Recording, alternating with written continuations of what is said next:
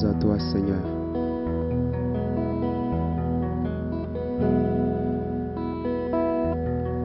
Jusqu'aux extrémités de la terre, nous espérons en toi, Seigneur. Notre bouclier, notre forteresse. Ce matin, Seigneur, nos yeux braqués et fixés sur toi, nous plongeons nos regards en la puissance et au pouvoir de ton nom, l'unique et le seul qui nous a été donné. Ce matin, Seigneur, nous n'arrêterons pas à te louer.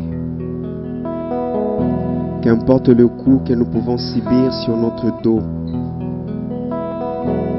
au lieu que cela nous ralentisse, nous sentons encore le pouvoir, le désir, la soif de t'élever, la soif de t'adorer, de t'honorer, toi qui es assis sur ton trône de gloire.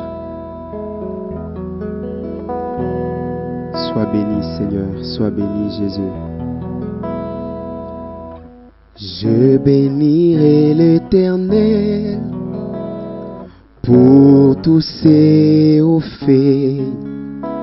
Sa louange sera toujours dans ma bouche. Je bénirai l'Éternel. Je bénirai l'Éternel pour tous ses hauts faits. Sa louange sera toujours dans ma bouche. Je bénirai l'Éternel. J'exalterai l'Éternel pour tous ses hauts faits. Sa louange sera toujours dans ma bouche. J'exalterai l'Éternel. J'exalterai l'Éternel pour tous ses hauts faits. Sa louange sera toujours dans ma bouche. J'exalterai l'Éternel. Oh mon âme, bénis l'Éternel.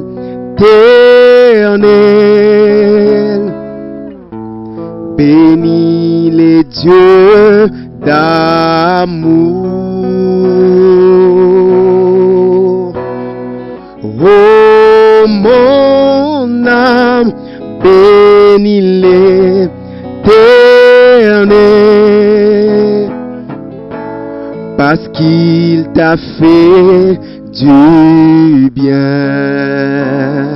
Oh, oh, oh, mon âme, bénis l'Éternel,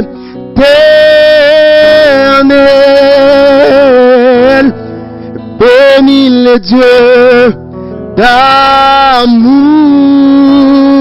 Oh, mon âme, oh, mon âme, bénis l'Éternel, oh, parce qu'il t'a fait du bien. Oh, ce matin, mon âme, bénis celui qui te garde, bénis celui qui te protège, qui te couvre par son sang. Oh, mon âme, oh, mon âme, oh, mon âme, bénis le Dieu d'amour, bénis le nom de l'Éternel, mon âme. Oh, bénis l'Éternel, oh, oh, parce qu'il t'a fait du bien. Oh, oh, mon âme, bénis l'Éternel et bénis les dieux d'amour. Oh, oh, mon âme, bénis l'Éternel,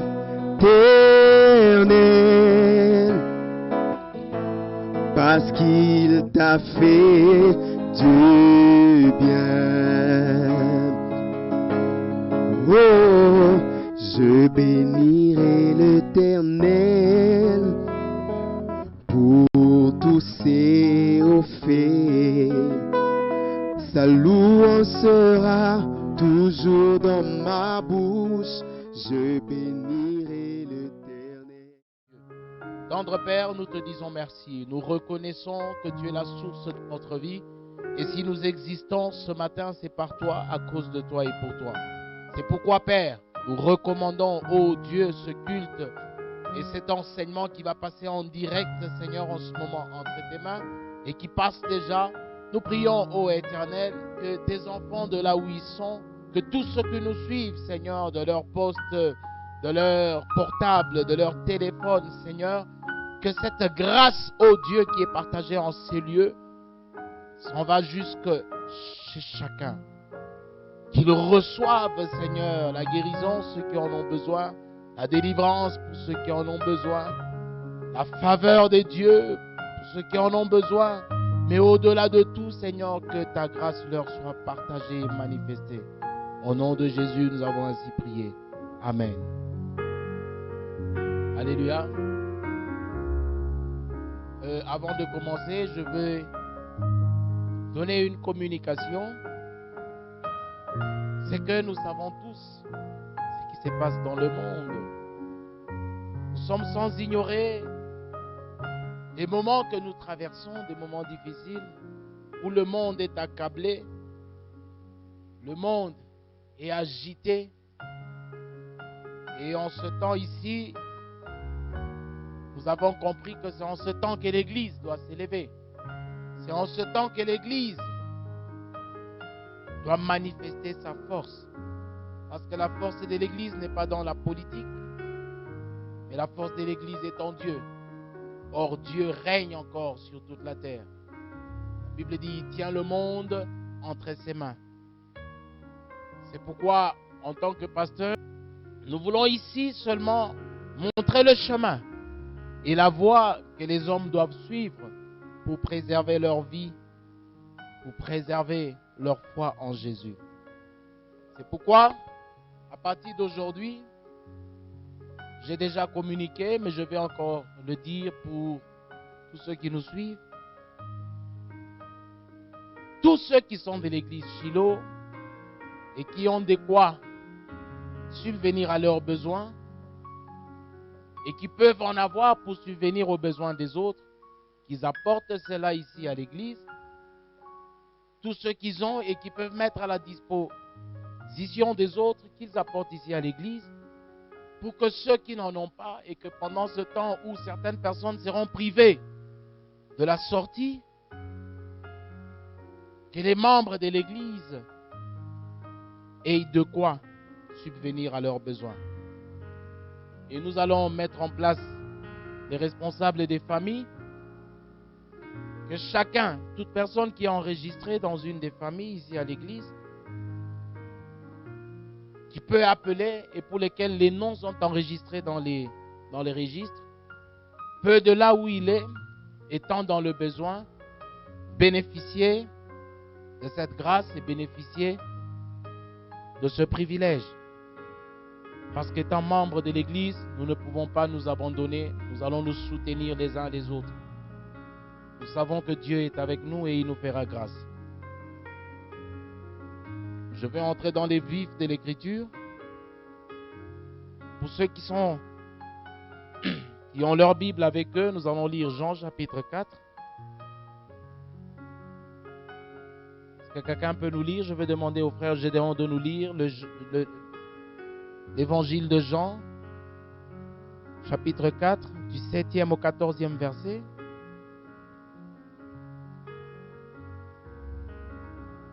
Et il va lire le 23e verset. Qui est juif, me demandes-tu à boire, à moi qui suis une femme samaritaine? Les Juifs, en effet, n'ont pas de relation avec le Samaritain. 10. Jésus lui répondit, si tu connaissais le don de Dieu et qui est celui qui te dit, donne-moi à boire, tu lui aurais toi-même demandé à boire et il t'aurait donné de l'eau vive. 11. Seigneur, lui dit la femme, tu n'as rien pour puiser, et le puits est profond. D'où auras-tu donc cette eau vive? Es-tu plus grand que notre père Jacob, qui nous a donné ces puits et qui en a bu lui-même, ainsi que ses fils et ses troupeaux?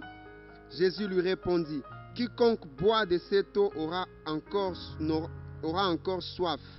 14. Mais celui qui boira de l'eau que je lui donnerai n'aura jamais soif, et l'eau que je lui donnerai deviendra en lui une source d'eau qui jaillira jusque dans la vie éternelle. Amen. Verset 23. Mais l'heure vient, et elle est déjà venue, où les vrais adorateurs adoreront le Père en esprit et en vérité, car ce sont là les adorateurs que le Père demande. Amen. Plusieurs personnes ont enseigné relativement à ce passage, mais aujourd'hui, Dieu nous met à cœur de pouvoir partager une pensée, une parole qui vient de lui, qui va nous aider en ce temps-ci de comprendre quel est le temps dans lequel nous sommes et qu'est-ce que Dieu veut. Et en ce moment où le monde entier est à la recherche de la solution, d'où peut venir la solution? La Bible dit qu'il y avait une femme, elle était samaritaine. Et un jour, pendant que Jésus avait envoyé les disciples aller chercher des vivres, il s'arrête à un puits qu'on appelle le puits de Joseph. C'est un puits que Jacob avait cédé, avait donné à Joseph son fils. Et pendant qu'il était assis là, c'était un temps où il faisait très chaud. La Bible dit, c'était au bon milieu du jour. Et la chaleur du jour frappait.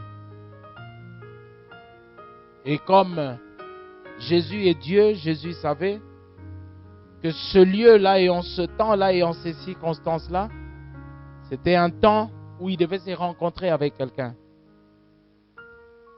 Alors la Bible dit, la Samaritaine vient lorsqu'elle arrive. Jésus la regarde et Jésus lui demande de l'eau. Elle avait sa cruche. La Bible dit, elle dit à Jésus, comment moi qui suis samaritaine et toi qui es juif, toi tu peux me demander de l'eau? Vous savez qu'entre nous, il n'y a pas de relation. Alors, Jésus la regarde et Jésus lui dit, si tu savais celui qui te demandait de l'eau, toi-même tu lui aurais demandé de l'eau. Alléluia.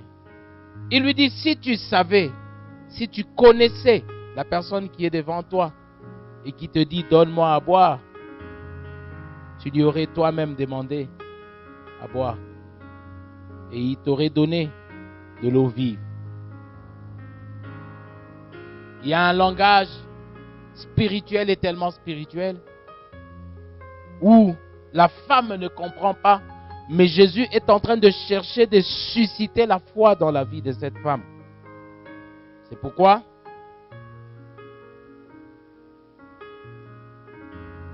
la femme va la regarder et lui dire, tu n'as rien entre les mains.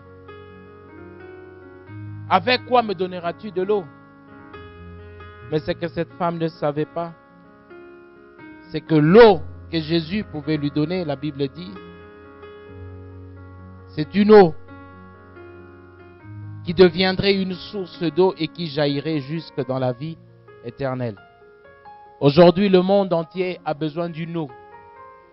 Une eau qui devienne une source de vie, mais qui jaillisse jusque dans la vie éternelle. Le monde est agité. La terre entière est bouleversée. Mais si seulement la terre pouvait comprendre qu'il y en a un auprès de qui nous pouvons recevoir la vie et la vie éternelle, et auprès de qui nous pouvons avoir de l'eau, et cette eau deviendra une source d'eau vive qui apportera la vie et qui pourra jaillir jusque dans la vie éternelle. Ce que nous cherchons ici, ce n'est pas seulement pour aujourd'hui, mais ce que nous cherchons, c'est pour demain et après-demain.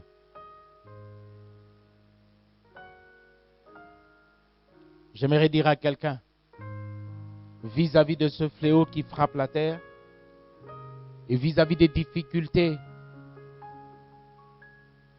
au regard desquelles le monde fait face, il y a quelqu'un. Et cet homme, c'est Jésus. Il est la source d'eau vive. Et Dieu m'a dit, pendant que j'étais en train de prier, que je demandais quel est le message qu'il faut apporter à ton peuple, Dieu me dit, dis-leur, je suis la vie. Je suis la source d'eau vive. Celui qui boit de mon eau n'aura plus jamais soif. Il n'aura jamais soif. Et l'eau que je lui donnerai, l'eau que moi je lui donnerai, deviendra en lui une source d'eau. Et cette source jaillira jusque dans l'éternité. Alléluia. Que Dieu t'aide de là où tu es. C'est le temps de comprendre qu'en ce moment-ci, l'humanité tout entière devait être à la recherche de Jésus. Parce que Jésus est la solution. Jésus, c'est la guérison. Jésus, c'est l'eau qui apporte la vie. Même là où il y avait la mort, lorsque cette eau de vie entre, elle rétablit, elle restaure, elle apporte la vie. Et nous avons besoin de là où nous sommes, de nous confier en Jésus. Mais comment nous confier en Jésus? Parce que la Bible dit, pendant que Jésus était en train de parler à cette femme n'a pas compris le langage de Jésus. Alors Jésus lui a posé une question et il lui a dit, où est ton mari? En fait, Jésus ne voulait pas l'éprouver. Mais il y a quelque chose que Jésus était en train de chercher. Jésus était en train de chercher comment susciter la foi dans la vie de cette femme. Et elle reconnaît, elle dit,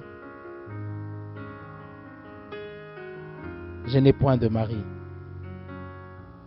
Jésus lui dit, tu as raison, tu as dit vrai.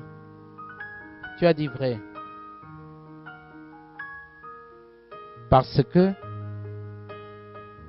tu as eu 5 maris, et celui qui est maintenant n'est pas ton mari. Pourquoi Jésus lui a parlé de son mari ou de toutes les personnes avec qui elle a vécu? C'était pour susciter la foi en elle. Parce que Jésus savait que par la foi, lorsque la foi sera établie dans la vie de cette femme va avoir une autre vision de Dieu, va avoir une autre façon de voir Jésus.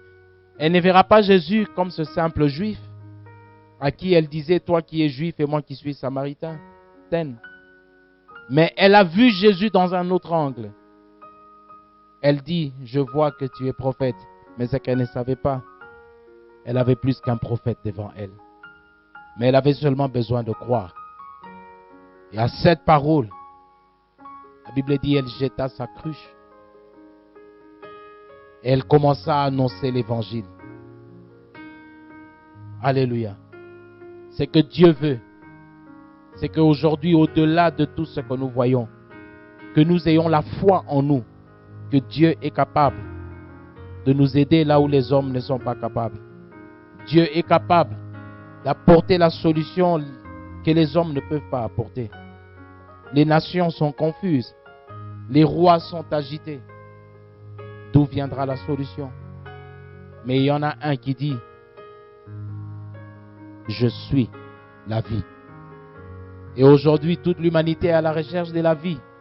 Mais la vie n'est autre que Jésus. Jésus est la vie. C'est pourquoi j'invite à ceux qui sont en train de nous suivre ce matin et qui n'ont pas encore compris ces choses, de pouvoir croire ce matin que Jésus est la vie et que Jésus peut apporter la vie là où la mort s'était installée par sa puissance. Parce qu'il dit qu'il est l'eau. Il est l'eau. L'eau. Amen. Il est l'eau. L'eau de vie. Il est une source d'eau vive. Et cette source jaillira jusque dans l'éternité.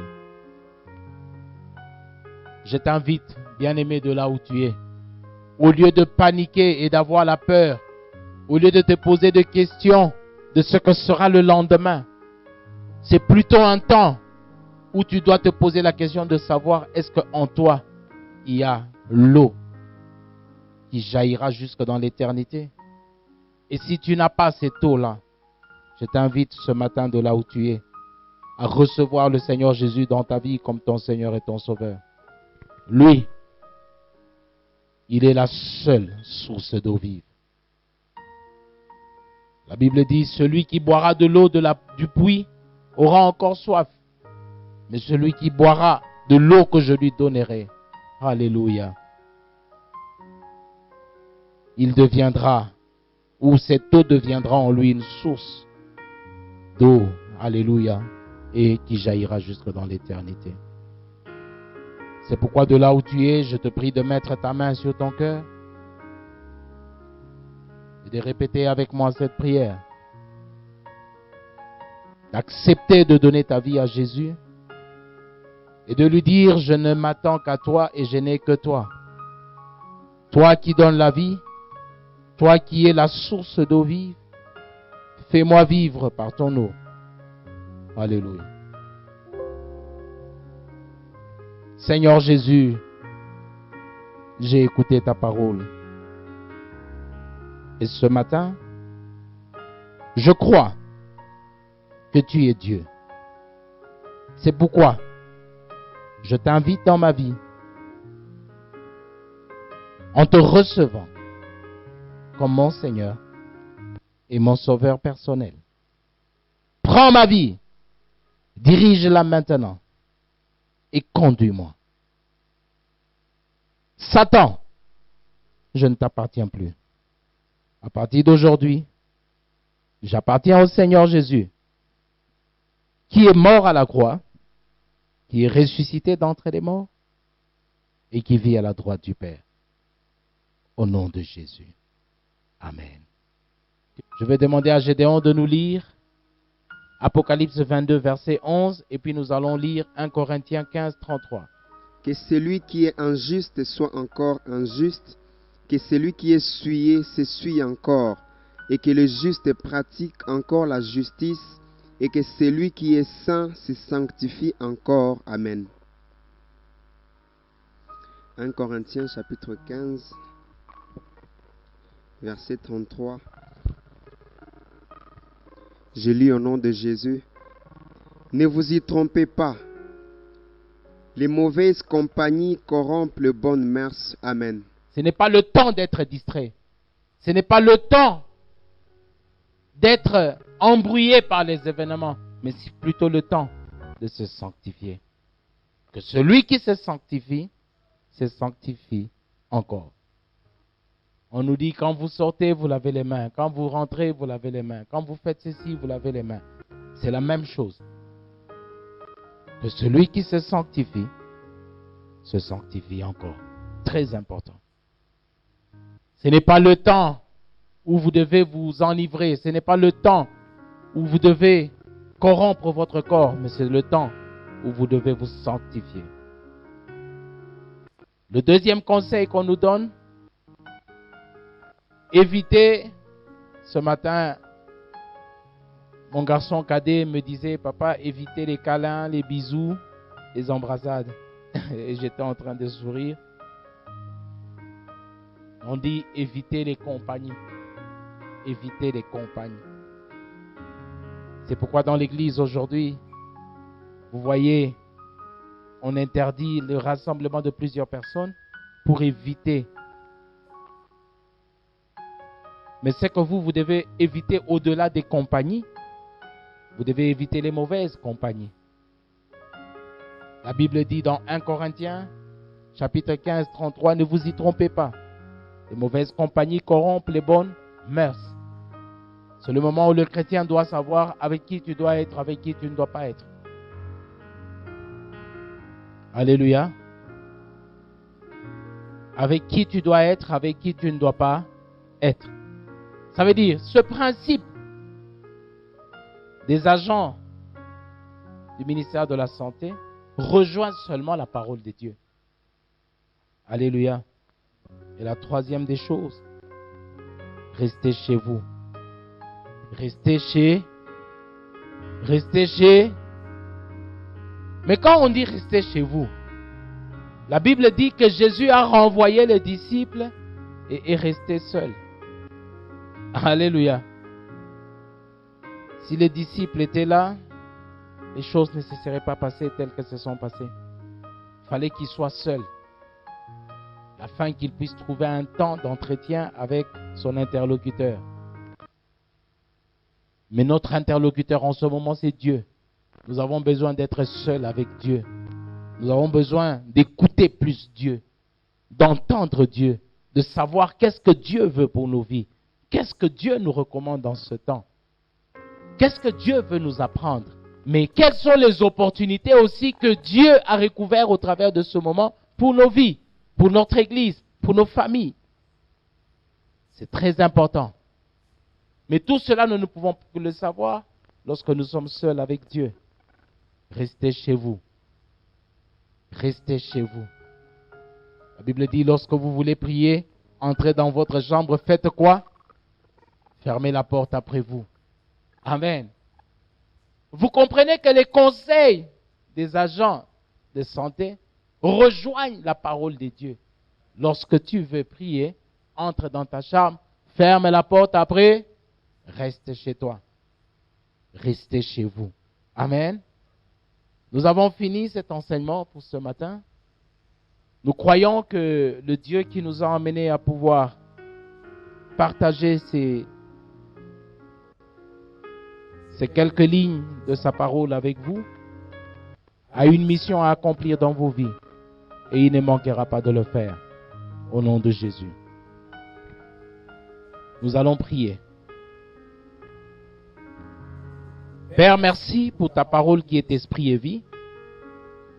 Merci parce que ce matin, tu nous as affranchis. Nous prions pour toute cette église, pour cette assemblée, pour toutes les personnes qui nous suivent de loin, comme de près, chacun chez lui devant son poste. Au nom suprême de Jésus, que ta grâce leur soit partagée. Que la mort ne frappe aucun, Seigneur, des membres de cette église. Que la maladie, Seigneur, s'éloigne, Seigneur, de cette assemblée, de notre pays, de ce continent et du monde entier. Permets, ô Éternel, qu'au travers, ô Dieu, de cette situation, que ceux qui étaient éloignés de toi reviennent vers toi, d'un cœur honnête et sincère, repentant, ô Éternel, et qu'ils acceptent de se conformer à ta parole. Au nom de Jésus, nous avons ainsi prié. Avec action de grâce, nous disons Amen. Que Dieu vous bénisse.